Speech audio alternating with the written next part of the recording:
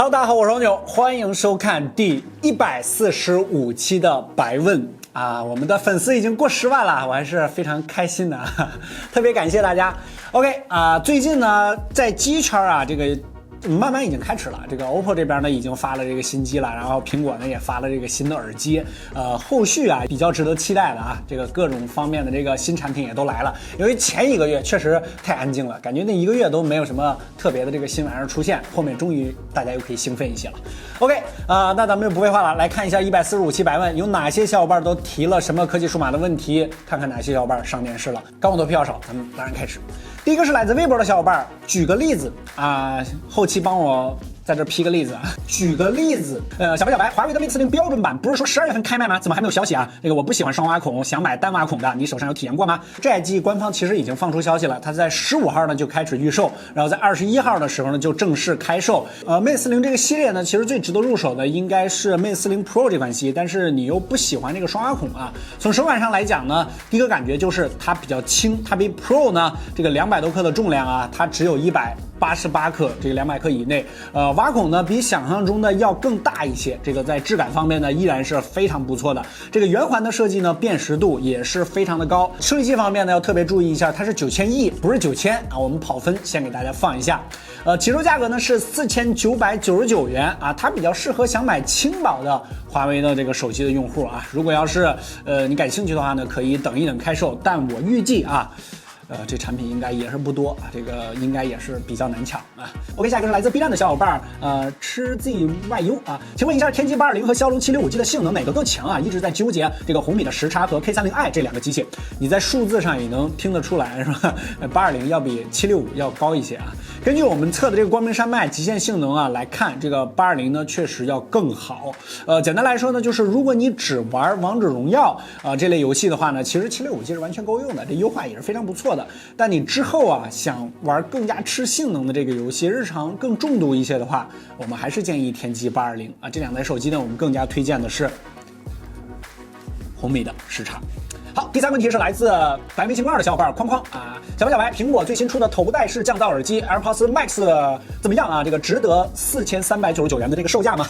我觉得值不值这个价格真的是来看啊，如果你单从的功能性上来说，我再说一遍啊，如果单从功能性上来说的话呢，这个4399确实挺贵的，因为比如说 BOSS 700啊，或者说索尼的 XM4 啊，都可以实现类似的降噪功能。但是如果你从软件的角度上来讲，还有就是它整个的这个质感上来讲的话，那么目前这应该是头戴式降噪耳机最佳精致、最佳精良的一个，尤其是这个金属的这个耳包，这个整个一块铝合金切割出来的啊，一整块铝合金打磨出来的，当然它也带来了更重的重量啊，384个，大概比 BOSS 700多了一个 iPhone 12 mini 的这个重量啊。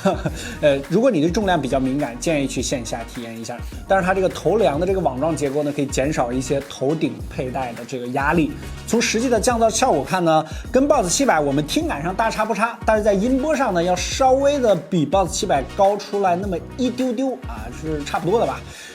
我个人觉得，如果你要是想买一个降噪耳机头戴式的话，其实那2款也是可以考虑一下的，因为价格确实是差很多。但是如果你是苹果生态，恰巧你实力雄厚，在质感方面，在整个软件体验方面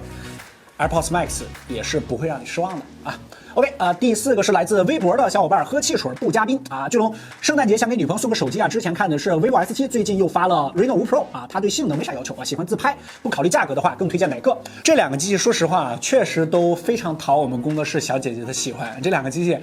各自有各自喜欢的人群。Reno 5系列呢是刚刚发布的，它主打的是幻彩人像视频，也就是在视频方面，然后它的美颜呢做的非常的多。如果你要是想选择一个拍视频的话，在美颜方面，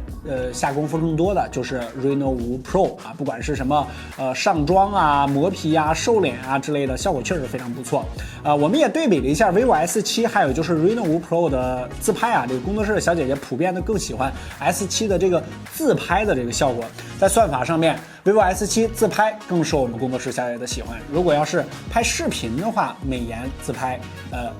这个 Reno 5 Pro 是更讨我们工作室小姐姐喜欢的，这个就看你自拍拍的多还是视频拍的多了。OK， 下一个是来自白明星罐的小伙伴 X 的2次方，小白，我之前在某平台发了图片，结果被盗了啊，想问一下你有没有好的什么加水印的软件？我是安卓手机啊，现在啊盗图确实是非常的普遍，我们经常在微博上啊各个平台发视频啊发微博啊都会有盗图了。给大家分享的一个软件呢叫简单水印啊，这个对有需求的小伙伴呢可以去百问的微信公众号呢后台回复水印这2个字获取下载链接，非常有意思啊，这个以备不时之需吧，这还是挺好玩的。好，下一个是来自 B 站的小伙伴烤鸡要没了，这个就想问一下一加的 TWS 耳机好用吗？跟上期的降噪耳机对比的降噪效果怎么样？我首先要纠正你一下啊，一加的那个 OnePlus Buds 它不是降噪耳机啊，它不支持主动降噪啊，它支持通话降噪。OnePlus Buds 最大的这个卖点呢，它是长续航，这个官方主打呢是30个小时。如果你用一加的话呢，是可以入手的，因为同品牌的这个设备呢可以带来更好的软件体验。如果要是想买一个降噪耳机的话啊，其实Realme 的那个降噪耳机，比如说 Buds Pro 或者说是 W51什么的，